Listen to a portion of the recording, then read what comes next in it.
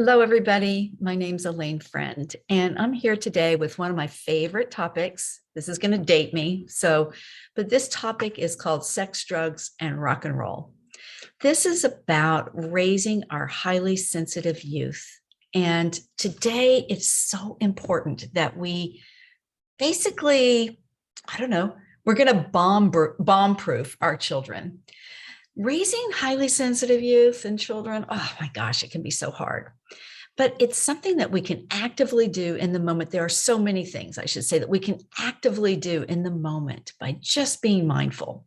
So, you know what the new rock and roll is in this title, Sex, Drugs, and Rock and Roll? Sex, drugs, and social media. So, whether your child is 5 or 10 or 15 or 20, every moment you have an opportunity to start to prepare them, to create the safety net around them. It's never too early and it's never too late. So here's a little something that happened to me yesterday.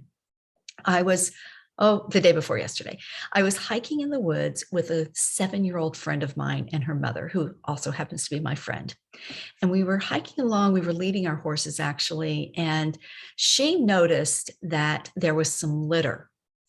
And this litter was beer cans, right? The road kind of goes along the woods and somebody had tossed them out their window. And I did one of my favorite parenting interventions. If I've ever spent time in nature alone with your children, I may have offered them this intervention as well. I walked her, I said, oh, I want to get that because I know that things that are littered can really hurt our wildlife and our environment.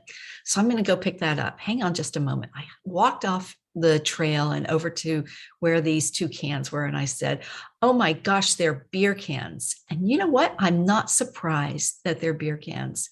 The reason is that when people drink alcohol, it changes their judgment. It makes them care less about the things that they might normally care about.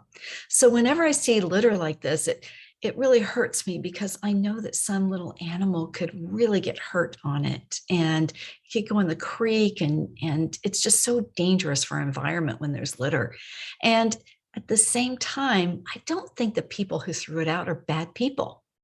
I think that it's likely that they are just people who had their judgment changed. They thought about the world less carefully because they had been drinking alcohol. I'm going to smash them and put them in my pocket and put them in the recycling when we get back to where the trailhead is. And in that moment, I just said out loud what I was thinking and feeling. And of course, I have curated it for children. And it's a little bit of just education about what alcohol does. And throughout your days, whether you watch television or you go to the dog park or you see people around you, you are going to be having thoughts and feelings and ideas about what's going on around you. So how can you speak out loud about them? When we educate sensitive children and teens, especially about what we're thinking and seeing in the world, they are going to process it and take it in. They're going to be so aware of this thing that happened in their life. It won't necessarily be conscious in their minds, these children. Today, I doubt that this 7-year-old is thinking about how when people drink beer, they litter, right? But it's just one of the little seeds that has now been planted in her mind. So she'll get to think, because she's highly sensitive, she'll be thinking throughout her life when she sees people who change, whether maybe it's a parent or maybe it's her friends when she's in middle school and high school. She'll see people change when they drink alcohol and she'll think carefully about what it might mean for her. Now, I'm coming up this coming week, on 2 really great events with my friend and colleague, Julie Kuzmariu.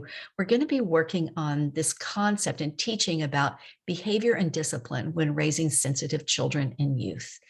And, I was just writing about it, a post about it recently, and I hear from parents all the time, and I experienced this myself, that, wow, when our children become overstimulated, they can just be little difficult nightmares, can't they?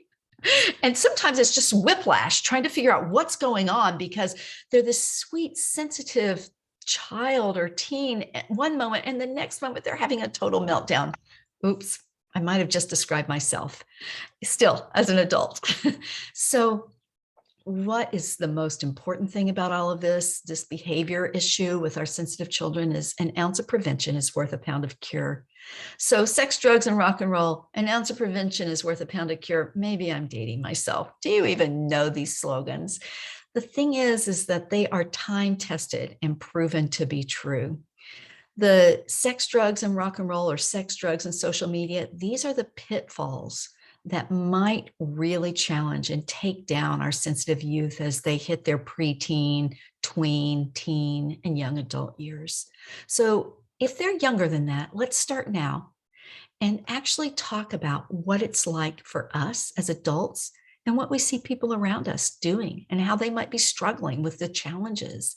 Because as we prepare and teach, then we are making those contributions that will always be true. And guess what? If your child is 16 and they're struggling, probably they're watching you. Children from the very beginning of their lives are watching their parents and the other adults around them. You can't be all. Another huge intervention for helping with behavior and discipline is to have other really important adults in your child's life who know and understand them, other people that they can observe and talk to besides their parents, especially as they hit those tween years.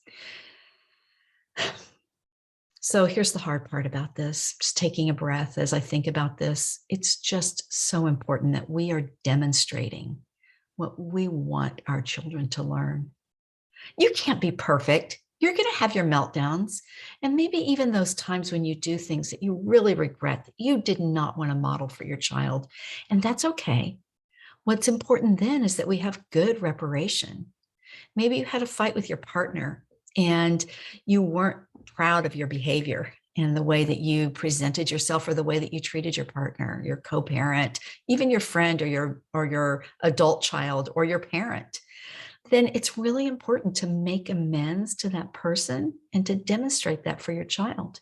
You can talk to them about what you're experiencing and what it's like for you. There's nothing wrong with that. And at the same time, I think it's just critical, absolutely critical, that we spend some time reflecting at the beginning and the ending of each day about our parenting journey and about who we want to show our children that we are. So how might that look? Let me give a couple of logistic details, and then I will tell you to come and join Julie and myself on Sunday. We're going to be live on social media, probably not Instagram, and you can also register on Eventbrite.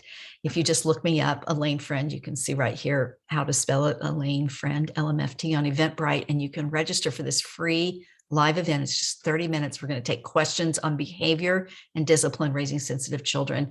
And it's a warm up for our big workshop on Friday, March 18th on this same topic. So we hope to see you there. Okay, so here's the hard piece. Changing our own behavior is the key to teaching our children to manage their own behavior. How are you managing your own behavior? So you want your child to not struggle with alcohol. Sensitive youth are less likely to struggle with alcohol and drugs than youth who are not highly sensitive. And at the same time, they might find a tendency to self-medicate when adolescence comes along and it ramps up their anxiety that is a natural result of overarousal. So how do we manage that as parents? Well, we manage our own self-medicating and our own use of drugs and alcohol. So if you're self-medicating with a Benadryl to fall asleep at night, or you're self-medicating with a glass of wine each evening to chill it out, it's really important that you not do this regularly, that you pursue your own healthier alternatives so that you can change your life in such a way that you're not self-medicating. One thing that we teach children, one way we teach children about alcohol, if your family's not completely sober, we don't always drink in the same environment. Say, we don't always have wine with dinner, or we don't always have alcohol when we socialize with friends.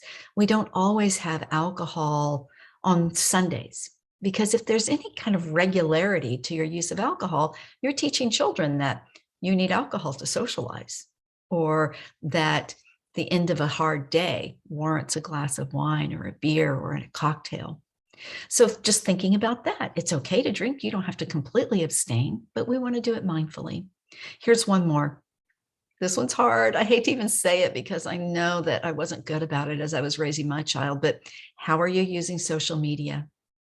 How are you thinking about social media? How often are you looking at your phone? How often do you put it down and take a day off? You know these things aren't good for you, and they're really not good for the children. And so these are just two areas where you can take a moment to do a little bit of personal inventory and think about what is happening in your household and in your life, and how are you modeling the life you want your children to have. It's an ounce of prevention is worth a pound of cure. So we can prevent any kind of behavior or discipline issues with our sensitive children as long as we help monitor our own level of arousal and help them monitor theirs. Oh, there's so many tools, and I can't wait to dig into them. So I hope to see you again on Sunday for our free event at 1:30 p.m. Eastern Daylight Time. Don't forget to move your clocks forward an hour if you live somewhere where daylight savings is coming back this weekend. And we will also see you on Friday for our big workshop. Thank you so much for tuning in and listening. I really value you, and I'm so happy that you're here. Take care.